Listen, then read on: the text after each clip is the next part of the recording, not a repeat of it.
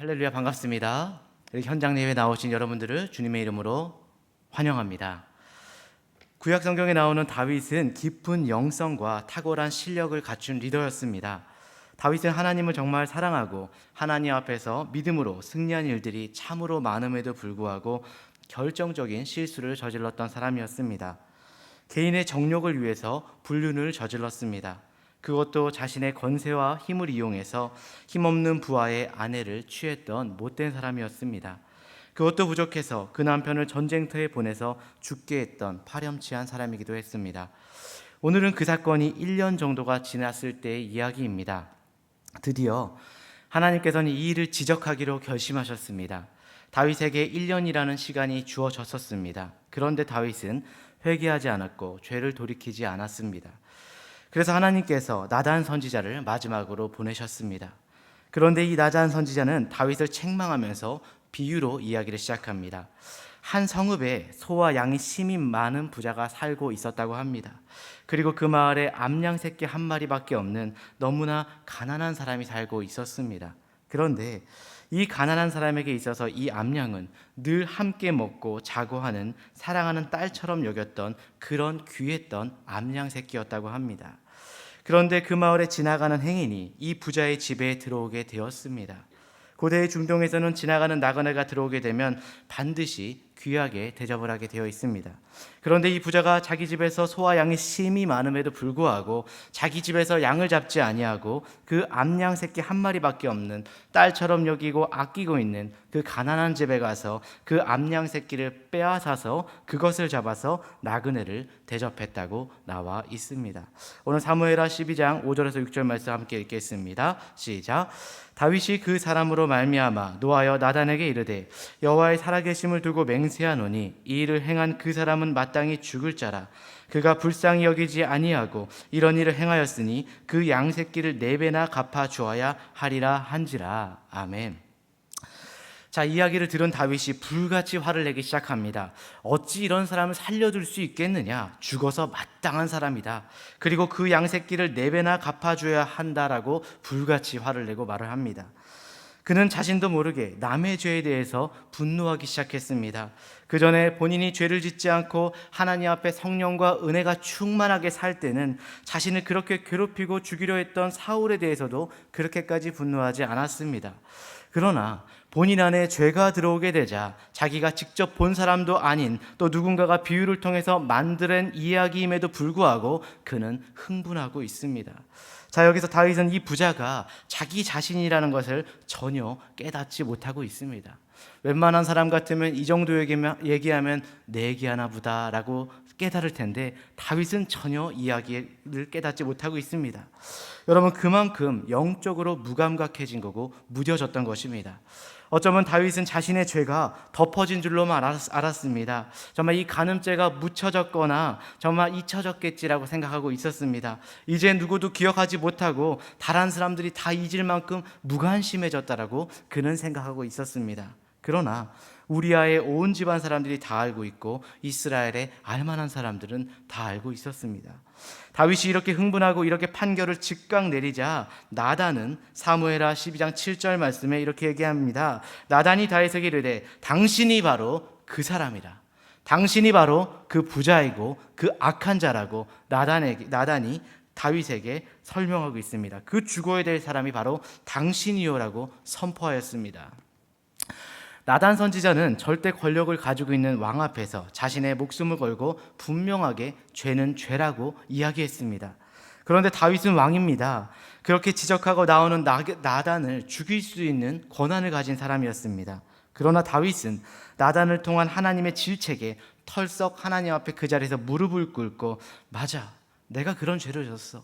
내가 그런 사람이고 내게 죄야. 내가 바로 그 속에 나오는 그 어린 양을 빼앗은 바로 죄인이라고 고백하고 있습니다.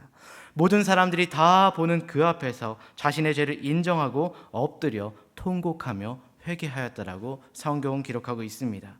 그러면 다윗이 언제 이런 실수를 저질렀을까요? 언제 그런 죄악을 저질렀을까요? 그것은 바로 왕으로서 그가 가장 안정된 전성기를 누리던 시점에 그런 실수를 저질렀던 것입니다. 가장 성공한 것 같은 때에 우리에게도 실패가 틈탈 수 있음을 믿으시기 바랍니다. 여러분들이 사람들로부터 성공의 소리를 듣고 나 자신도 그렇게 생각되어지고 믿고 있을 때 실패의 요인도 그 속에 같이 곁들여 있다는 것을 항상 조심하시고 믿으시기 바랍니다. 잘 아시는 대로 다윗은 하나님께 내 마음에 합한 자라고 칭찬하셨던 자였습니다. 그랬던 그가 간음죄와 살인죄와 그 죄들을 은닉했던 죄를 저지르게 됩니다. 어떻게 그럴 수가 있을까요? 하나님께 마음에 합하다고 칭찬받았던 자가 어떻게 그런 끔찍한 죄를 저지를 수가 있을까요? 하나님 마음에 들었고 하나님께서 그를 사울 왕에 이어서 두 번째 통일 왕국의 이스라엘의 왕으로 그를 영광스럽게 높여주셨는데 어떻게 그는 왕위에 올라서 그런 죄를 지을 수가 있었냔 말입니다. 처음에는 안 그랬는데 점점점 나도 모르게 부패되어지고 교만되어지는 것이 바로 인간입니다. 그것이 바로 인간의 한계이고 우리 누구도 그럴 수가 있다는 것입니다. 우리는 그 누구도 죄로부터 안전할 수가 없습니다. 우리가 신앙의 길을 가면 갈수록 죄에 대해서 민감해질 수는 있지만 우리 안에 죄를 이길 능력은 우리 스스로에게는 가지고 있지 않습니다. 그러나 우리에게 중요한 것은 그런 엄청난 범죄를 저질렀음에도 불구하고 그가 즉각 선지자의 나단의 그 통렬한 지적과 비판을 받고 회개를 했다라는 것입니다. 그것이 바로 믿는 자 다윗의 다윗됨을 믿으시기 바랍니다. 여러분들, 우리가 살아가면서 죄 지을 수 있습니다. 그때마다 나의 나단이 누군가를 생각하고 하나님께서 그 죄를 여러분들에게 꾸짖으셨을 때 주님 앞에 즉각 회개하시는 여러분들 되시길 주님의 이름으로 축원합니다. 다윗은 죄를 부인하거나 죄를 잡아떼거나 죄가 없다고 가리거나 그러지 아니하고 하나님께서 그의 죄를 들여다보게 하셨을 때 그는 즉각 죄를 인정하였습니다. 마찬가지로 우리는 죽어야만 마땅한 존재이지만 하나님의 은혜로 말미암아 이곳에 예배드리고 우리가 건강하게 살고 있습니다. 그러나 우리가 지은 죄에 대해서는 분명히 대가를 치러야만 합니다. 그래서 다윗은 하나님께 용서를 받았지만 그 죄의 페널티를 하나하나 치르게 되는 것을 성경을 통해서 볼 수가 있습니다. 우리는 전부 죄 가운데 잉태되었고 죄 가운데 태어났다고 말합니다. 여러분, 아이들이 새근새근 애교 부리고 정말 잘 자는 것 같지만 그 아이가 조금 자라면 어떻습니까? 부모님이 죄를 가르쳐 주지도 않았는데 막 떼쓰기도 시작하고 고집도 피우기 시작합니다. 그리고 얼마나 아이들도 부모님의 눈치를 잘 보는지 때를 써가지고 통할 수 있는지 아닐 것인지를 잘 깨닫게 됩니다. 저도 어렴풋이 기억나는 게 어렸을 때 지하상가를 지나가고 있었는데 어떤 아이가 지하상가 그 대리석 앞에서 장난감 가게 앞에서 뒤로 자빠지면서 울고 있는 거예요. 그러면서 막대를 쓰니까 엄마가 어쩔 수 없어서 그 장난감 가게로 들어가더라고요. 그래서 제가 그것을 각인하고 나도 이렇게 넘어지면 엄마가 사주나 보다 라고 생각하고 어느 날 장난감 가게를 지나가길 때 그 자리에서 들어 누웠습니다. 들어 누웠는데 어머니가 사주는 게 아니라 이거 들어눕기 시작하네 하면서 엉덩이를 맞았던 그런 기억이 납니다. 장난감도 사지 못하고 엉덩이도 맞았던 그런 기억이 나는데 이렇게 어린아이일 때도 죄성이 점점 크면서 발전하기 시작합니다. 그래서 우리는 죄를 지어서 죄인이 아니라 죄인이기 때문에 죄를 지을 환경만 되면 자연스럽게 기꺼이 죄를 생각하게 되고 죄를 짓게 된다는 것입니다. 그렇다면 이런 죄인으로 태어난 우리들이 범죄하지 아니하고 하나님과의 온전한 관계를 맺고 믿음 가운데 살아가려면 어떻게 해야 될까요? 세 가지를 한번 나눠보도록 하겠습니다. 첫 번째, 하나님과의 온전한 관계를 맺으려면 하나님 말씀을 존중해야 됩니다. 누구 말씀을 존중해야 된다고요? 하나님의 말씀을 존중해야 됩니다. 다윗이 간음죄와 살인죄를 짓게 된 그 동기와 범죄의 동기가 무엇이냐? 하나님의 말씀을 존중하지 않았다라는 것입니다. 존중의 반대말은 경멸하다, 멸시하다, 업신여기다라는 뜻입니다. 하나님은 그 이유를 오늘 본문에서 정확하게 말씀하고 계십니다. 오늘 사무엘하 12장 9절 말씀을 읽어드리겠습니다. 그러한데 어찌하여 내가 여호와의 말씀을 업신여기고 나보기에 악을 행하였느냐? 업신여기다. 여호와의 말씀을 존중하지 아니하고 업신여겼다라고 성경은 말하고 있습니다. 내가 우리아의 아내를 빼앗고 우리아를 최선 전선에 보내서 죽게 만든 이 끔찍한 죄를 지은 것은 하나님의 말씀을 업신여겼기 때문에 내가 죄를 지었다라는 것입니다. 그래서 그 다음 구절 10절에 제가 읽겠습니다. 이렇게 말하고 있습니다. 이제 내가 나를 업신여기고 햇사람 우리아를 아내로 빼앗아 내 아내로 삼았은즉 나를 업신여겼다라고 두 차례 이야기하고 있습니다. 하나님을 업신여겼기 때문에 죄를 짓게 되었다는 것입니다. 여러분, 업신여겼다는 뜻이 뭡니까? 멸시하고 가볍게 생각한다는 것입니다. 속된 말로 얘기하면 보자 하니 보자기인 줄 알고 가만히 있으니 가만히인 줄 안다라는 그런 말입니다. 하나님의 말씀을 멸시했고 그분의 말씀을 가볍게 생각하기 때문에 이런 죄를 짓게 된다는 것입니다. 이것이 다윗의 죄뿐만이 아니라 여러분과 저도 이런 케이스가 될 수 있다는 것입니다. 그러므로 하나님의 말씀을 항상 존중하고 그 말씀을 주야로 묵상하시는 여러분들 되시길 주님의 이름으로 축원합니다. 여러분, 오늘 왜 다윗이 하나님 앞에서 이런 죄를 행했습니까? 왜 다윗이 이런 살인죄를 저질렀습니까? 하나님의 말씀을 멸시하고 하나님의 말씀을 가볍게 여겼기 때문이라는 것입니다. 바로 업신여겼다라는 것입니다. 하나님은요, 내가 이런 죄를 짓게 된 것이 내 안에 불타오르는 그런 정욕과 욕망 때문이라고 말씀하시지 않았습니다. 오늘 성경은 욕망이 아니라 너의 권력과 힘 때문이라고 말하지 않았습니다. 너가 시간이 여유가 있었고 태평성대를 이루기 때문이라고 말하지 않았습니다. 분명은 하나님은 말씀하십니다. 내가 여호와의 말씀을 업신여겼기 때문이다. 그러면 여기서 여호와의 말씀은 무엇일까요? 12장 7절 말씀 읽어드리겠습니다. 나단이 다윗에게 이르되 당신이 그 사람이라. 이스라엘의 하나님 여호와께서 이같이 이르시기를 내가 너를 이스라엘 왕으로 기름 붓기 위하여 너를 사울의 손에서 구원하고. 하나님께서 다윗에게 베풀어 주신 은혜를 언급하고 있습니다. 베들레헴에서 목동 생활에 불과하던 너, 정말 보잘것없는 천민과 같았던 너를, 내가 너를 정말 땅 끝에서부터 이스라엘의 왕으로 세워주지 않았느냐. 사울 왕이 3,000군대를 동원하고 10년이 넘는 세월 동안 너를 이같이 샅샅이 뒤질 때도 너를 죽이려 했건만 내가 너를 사울의 손에서 구원하지 않았느냐. 그리고 내가 사울이 살던 집을 너에게 주었고 사울에 있던 아내들을 내 품에 있게 하였고 이스라엘과 온 유다를 내 손에 맡기지 아니하였느냐. 이렇게 엄청난 은혜를 이미 다 다윗에게 베풀어 주셨다는 것입니다. 이렇게 많은 은혜를 베풀어 주셨는데, 그런데 하나님은 더 나아가서 말씀하십니다. 8절 읽어드리겠습니다. 내 주인의 집을 내게 주고 내 주인의 아내들을 내 품에 두고 이스라엘과 유다 족속을 내게 맡겼느니라. 만일 그것이 부족하였을 것 같으면 내가 내게 이것저것을 더 주었으리라. 만일 네가 그것을 받고 또 부족하였다면, 그랬을 것 같으면 내가 이것저것을 더 주었을 텐데 왜 그랬느냐라고 이야기하고 있습니다. 내가 내게 그렇게 많은 은혜를 베풀어 주었는데, 내가 설령 나에게 베풀어 주었던 은혜가 부족하다고 생각되고 모자른다고 생각되면, 하나님 이것도 주시고요, 내가 이것도 모자란데 이것도 부어주세요라고 하면 내가 주었을 텐데 어찌하여 네가 무엇이 부족해서 다 가졌음에도 불구하고 이런 죄를 지었단 말이냐라고 이야기하고 있습니다. 그렇습니다. 우리들도 무엇이 부족해서 죄를 짓는 것이 아닙니다. 내게 베풀어 주신 하나님의 은혜가 부족하기 때문에 여러분과 제가 죄를 짓는 것이 아닙니다. 그런데 우리는 우리 인생 가운데 꼭 무엇이 부족해서 죄를 짓는다고 생각하고 있습니다. 물질이 부족해서, 가진 것이 없어서, 내가 정말 배운 것이 없어서, 내가 정말 삶의 여유가 없어서 어쩔 수 없이 이런 죄를 지어요. 내가 너무 외로워서 자살했어요. 가정의 형편과 환경이 어려워서 도둑질했어요. 세상이 알아주지 못하는 것 같아서 내가 너무나 억울해서 가난해서 내가 반발의 죄를 지었다라고 사람들은 얘기합니다. 내가 그러한 이유들 때문에 그런 죄를 짓고 있다고 생각하는 것입니다. 그러나 여러분, 절대로 그렇지 않습니다.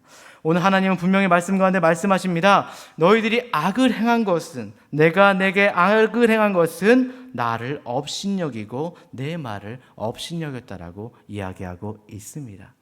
여러분, 하나님 말씀을 존중할 때에 여러분들이 좌로나 우로나 치우치지 아니하고 죄 가운데 들지 아니하고 내 환경과 사람들을 바라보지 아니하고 정말 주님과 온전한 길을 걸어갈 수 있음을 믿으시기 바랍니다.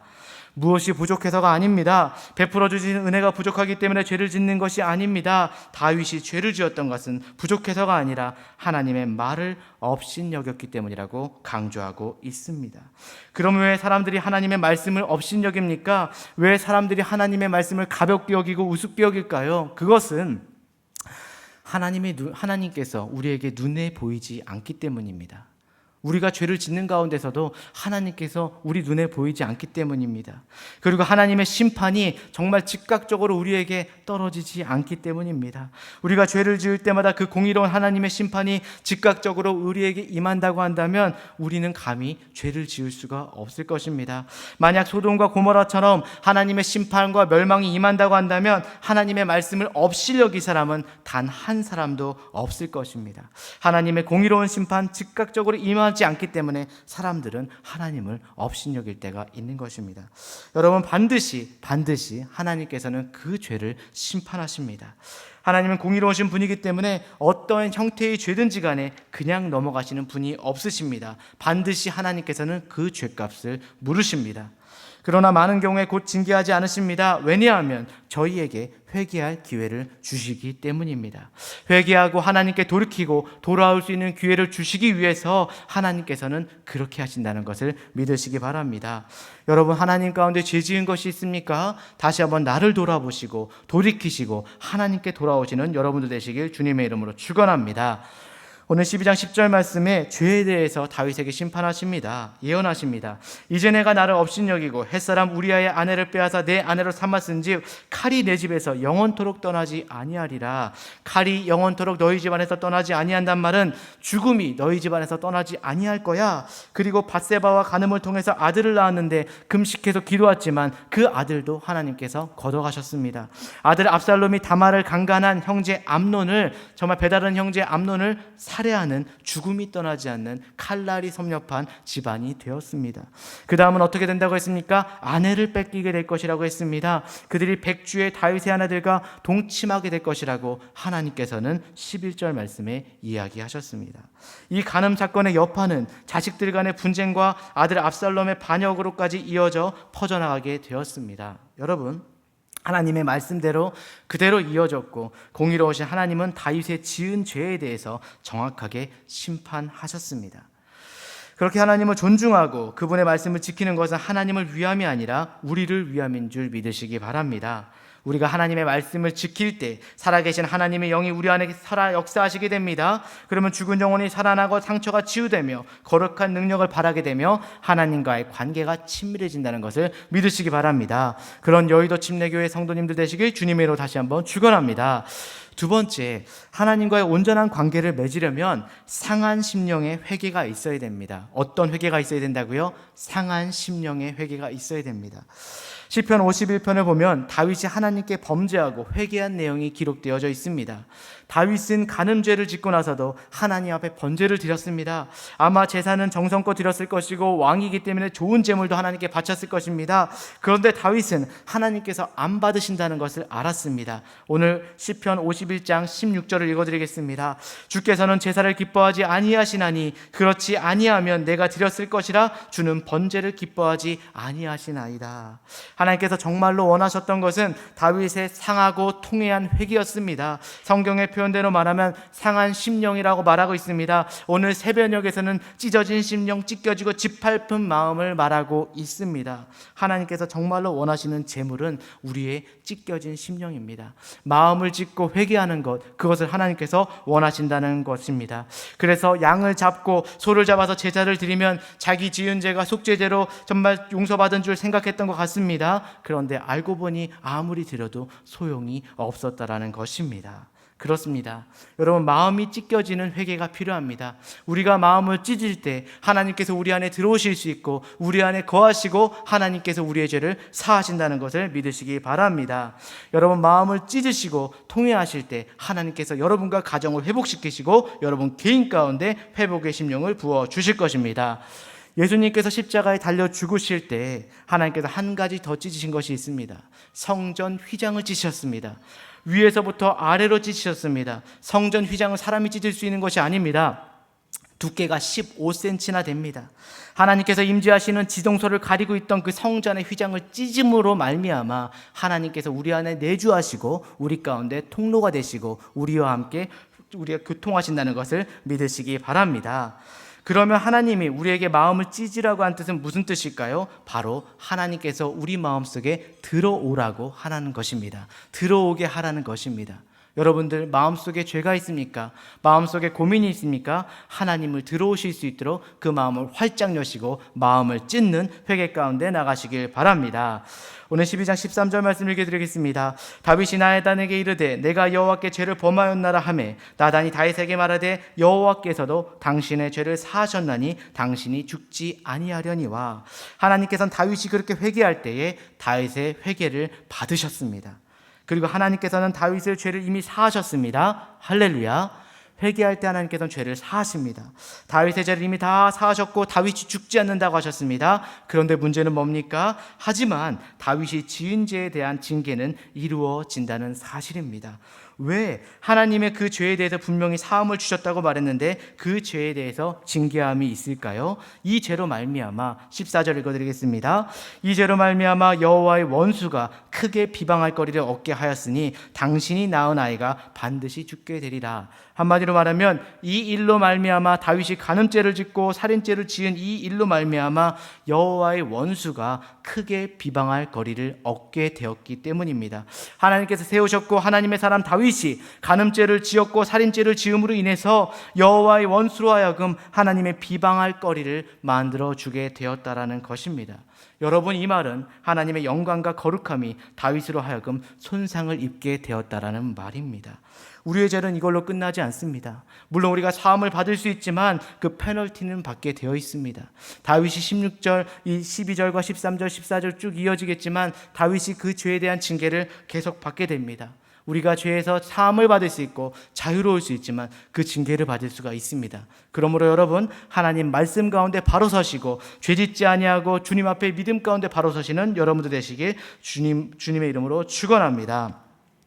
하나님께서 정말 죄를 사하시고 정말 여러분들 가운데 회개를 받으실 때 하나님께서는 동에서 서가 먼 것 같이 그 죄를 기억하지 아니하신다고 하셨고 바다에 빠진 바늘처럼 그 죄를 찾지 아니하신다고 하셨습니다. 오직 죄를 사하실 수 있는 분은 하나님이시고 하나님께서는 여러분들을 용서하기 위해서 존재하시는 분이라는 것을 믿으시기 바랍니다. 그렇기 때문에 우리에겐 주님이 필요하고 십자가가 필요합니다. 우리가 하나님 앞에 무슨 잘못을 했을지라도 십자가를 향해서 나가서 진심으로 회개할 때 하나님께서 기뻐하시는 정말 참된 인생이 될 수가 있습니다. 마지막 세 번째로 하나님과의 온전한 관계를 맺으려면 거룩함을 회복해야 됩니다. 무엇을 회복해야 된다고요? 거룩함을 회복해야 됩니다. 여러분, 어떤 때는 충격적이고 부끄러운 죄가 덮어지면, 우리 가운데 정말 숨기고 싶은 죄가 덮어지면 다행이다 라고 생각할 수가 있습니다. 사람들은 모르겠지 다행이다 라고 생각할 수 있습니다. 어쩌면 그런 죄가 덮어지니까 우리가 얼굴 보고 이렇게 살 수 있는 것일 수도 있습니다. 죄가 감추어져 있다는 것은 오히려 잘된 것이 아니라 두려운 일일 수 있습니다. 왜냐하면 언젠가는 드러나는데 이게 하나님 앞에서 드러난다는 것은 축복일 수가 있습니다. 세상 가운데 우리가 조금 부끄러울 수 있지만 정말 주님 만나는 날에 우리가 깨끗한 영으로 하나님 앞에 설 수 있기 때문에 이 땅 가운데 조금 부끄러울지라도 숨겨놓은 죄가 드러난다는 것은 하나님 앞에 축복입니다. 여러분, 죄가 드러나지 않고 감추어진 것을 다행이라고 생각한다면 하나님과의 관계에서 축복은 생각할 수가 없습니다. 왜냐하면 하나님은 죄 위에다가 절대로 복을 내려주실 수 없기 때문입니다. 그래서 다윗과 밧세바가 불륜을 저지르고 선지자 나단을 통해서 하나님으로부터 무섭게 꾸중을 들었을 때 다윗은 하나님께 얘기합니다. 하나님, 구원의 기쁨을 회복해 주십시오라고 간절히 하나님께 부탁합니다. 그렇게 하나님께서 부탁할 때에 하나님께서는 그에게 거룩을 회복해 주시고 다시 거룩의 기쁨이 충만하게 하셨습니다. 교회는 완전한 사람들이 모인 것이 아니라 회개하는 사람들이 모인 것입니다. 그리고 우리는 날마다 주님의 보혈 앞에 정말 저와 우리의 죄를 씻음 받아야 될 줄 믿으시기 바랍니다. 오늘 이 자리에 나온 것도 주님 앞에 기도하면서 통회하고 찢어지는 마음으로 주님께 나아가기 원함입니다. 하나님의 사람들은 죄를 끌어안고서는 결코 행복하게 살 수가 없습니다. 죄가 자기 죄같이 여겨지지 아니하고 양심의 가책이 느껴지지 않는다면 그 사람은 하나님을 진정으로 마음에 두고 있는 사람이 아닙니다. 정말 그런 하나님의 말씀을 듣고 자기 죄를 자복하며 회개하면 하나님께서 주시는 그 기쁨으로, 자유한 기쁨으로 가득 차게 되는 것을 믿으시기 바랍니다. 그래서 시편 51편 11편부터 3편에 이렇게 말하고 있습니다. 다윗의 고백입니다. 나를 주 앞에서 쫓아내지 마시며 주의 성령을 내게 거두지 마소서. 주의 구원의 즐거움을 내게 회복시켜 주시고 자원하는 심령을 주사 나를 붙들어 주소서. 그리하면 내가 범죄자에게 주의 도를 가르치리니 죄인들이 주께 돌아오리이다. 다윗이 정말로 두려워했던 것은 다른 것이 아닙니다. 자기가 벌받고 자기가 죽는 것을 두려워한 것이 아니라 나를 주 앞에서 쫓아내지 마시며 주의 성령을 내게서 거두지 마옵소서. 그는 여호와께서 자신의 전부인 줄 알았습니다. 여호와를 얻으면 이 세상의 모든 것을 얻은 것이고 내가 이 세상의 모든 것을 얻을지라도 여호와를 잃으면 모든 것을 잃은 것을 그는 알았던 것입니다. 여러분, 그렇습니다. 성령 충만의 반대는 성령의 소멸입니다. 다윗은 하나님의 영이 자신을 떠나는 것을 매우 두려워했습니다. 즉 여호와의 감동이 설멸된다는 것이 그에게는 촛대를 옮기는 것과 동일했습니다. 여러분들 마음 가운데 무거움이 있고 부담이 있으십니까? 주님 앞에 나아가셔서 온전히 그 마음을 내어놓으시고 회개하시기 바랍니다. 그리고 하나님, 정말 내 앞에서 쫓아내지 마시며 주의 성령을 내게서 거두지 마시옵소서. 그리고 다윗과 같이 이렇게 고백해 보시기 바랍니다. 시편 51편 11편에서 12편에 이렇게 기록합니다. 내 주 앞에서 쫓아내지 마시며 주의 성령을 내게 거두지 마시고 구원의 즐거움을 내게 회복하여 주시고 자원하는 심령을 주사 나를 붙들어 주소서. 그리고 마지막으로 고백합니다. 하나님이여, 내 속에 정한 마음을 창조하시고 내 안에 정직한 영을 새롭게 하여 주시옵소서. 하나님은 정직한 영을 새롭게 하시고 창조하시는 하나님이심을 믿으시기 바랍니다. 그분은 창조주이시기 때문에 모든 것을 새롭게 하실 수 있습니다. 우리는 결코 인간과의 관계에서 새로워질 수 없습니다. 그러나 하나님과의 관계에서는 우리 새로워질 수가 있습니다. 그래서 이렇게 내 마음에 정한 마음을 창조하시고 내 안에 정직한 영, 견고한 영, 새로운 영으로 나를 새롭게 빚어달라고 고백할 때에 하나님만이 여러분들 다시 재창조하시고 새롭게 하시고 정말 새로운 피조물로서 만들어주심을 믿으시기 바랍니다. 바울이 그것을 깨닫고 이렇게 노래하였습니다. 보라, 이전 것은 지나갔으되 새 것이 되었도다. 이 고백이 지금의 여러분들의 고백이 되어지고 자녀들과 가정의 고백이 되어지길 주님의 이름으로 축원합니다. 주님의 새로운 창조의 회복의 모델이 되시고 주님 앞에 언제나 늘 새롭게 서시는 여러분들 되시길 주님의 이름으로 다시 한번 축원합니다. 우리 하나님 앞에 정결한 마음 주시옵소서. 함께 찬양하시겠습니다.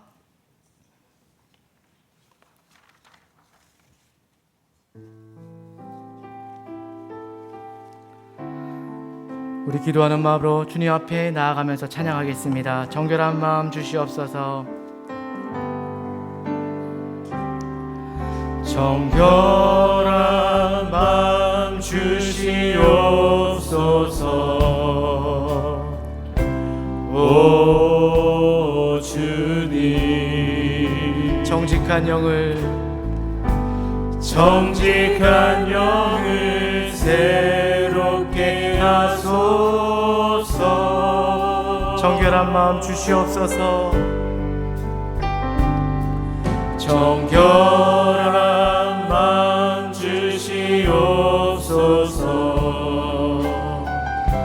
오 주님,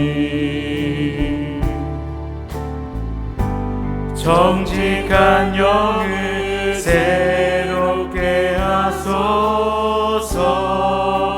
나를 주님 앞에서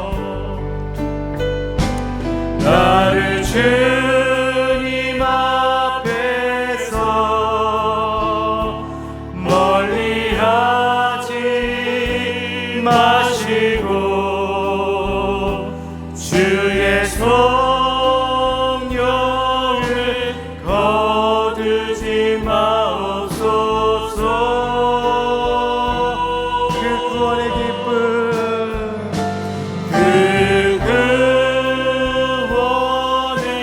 기쁨, 다시 회복시키시며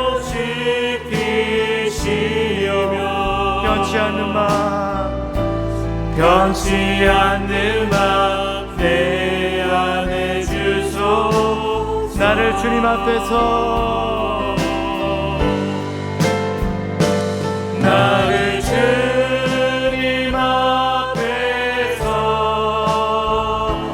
멀리하지 마시고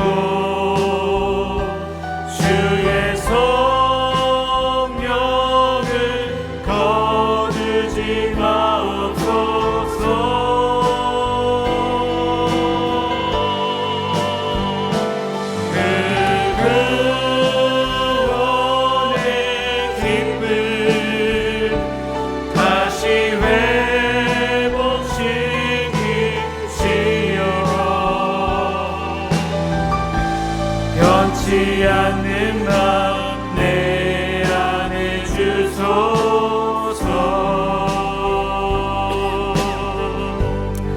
우리 이 시간 눈을 감고 기도하겠습니다. 우리 시간 함께 기도하겠습니다. 저는 오늘 이 아침에 주님께서 우리에게 무엇을 가지고 오기를 원하시는지 생각하기 원합니다. 오늘 우리는 철저하게 회개했는지, 주께서 우리에게 무엇을 회개하기 원하시는지 각자가 점검해보고, 아직 주님께 회개하지 못한 죄악이 있다면 오늘 주님 앞에 온전히 상한 심령으로, 찢어진 심령으로 내어놓으시길 바랍니다. 그 주님 앞에 우리의 산상조각난 마음, 상한 심령, 깨어진 인생을 받으시고 찢어진 심령으로 하나님 다시 한번 우리 인생을 아름답게 만들어주시고 다시 새롭게 재창조해달라고 주님께 주여 한번 부르짖고 믿음으로 나아가시겠습니다. 우리 주여 한번 부르시겠습니다. 주여.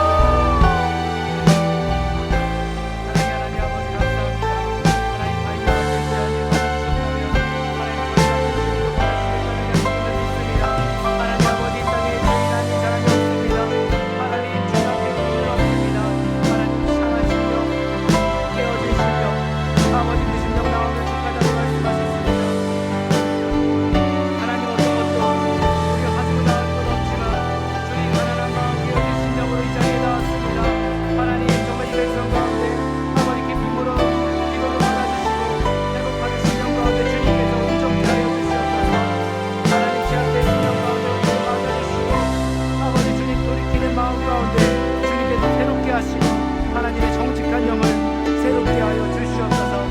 주님이 시간 우리에게 성령의 아버지 충만함으로 말미암아 아버지를 회개하게 하시고 사로나 오로나 치우치지 아니하고 믿음으로 나갈 수 있도록 하나님 인도하여 주시옵소서.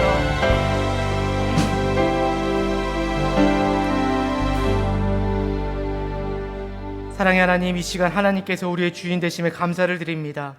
하나님, 우리 심령 한가운데 고통이 있고 아픔이 있고 혼란이 있습니다. 하나님, 어떤 것도 가지고 나갈 것이 없지만 주님, 우리의 가난한 마음, 우리의 깨어진 심령으로 이 자리에 하나님께 나아갑니다. 하나님, 이렇게 나온 백성들 주님 앞에 기쁘게 받아주시고 그 심령 가운데 온전하게 하여 주시옵소서.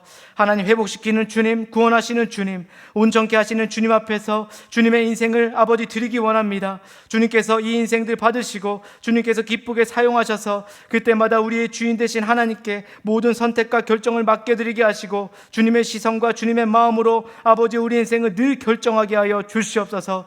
주님의 말씀과 인도하심대로 살아가게 하여 주시옵소서. 하나님, 이 시간 우리의 믿음의 표대가 주님을 향하게 도와주시고 하나님께 전심을 쏟아붓는 인생들 되게 도와주셔서 주님께서 베푸신 사랑과 능력과 은혜로 날마다 승리하는 우리가 될 수 있도록 주님 도와주시옵소서. 하나님, 우리 인생 가운데 어떠한 문제가 있을지라도 하나님의 나라와 영광을 향하여서 바르게 달려갈 수 있는 하나님의 귀한 백성들 될 수 있도록 은총을 내려 주옵소서. 이제는 우리 구주 예수 그리스도의 은혜와 하나님 아버지의 무한하신 사랑과 성령님의 충만한 임재하심이 하나님, 오늘 주님 앞에 주님을 믿음을 고백하고 이제부터 주 예수를 나의 구원자로 영접하며 그분을 내 인생의 구주로 삼고 주와 함께 동행하며 살기를 결심하는 모든 주의 백성 한 분 한 분에게 그들의 가정과 삶의 터전 위에 자녀들과 자손들 위에 이제로부터 영원까지 함께해 주시기를 주님의 이름으로 간절히 축원하옵나이다. 아멘.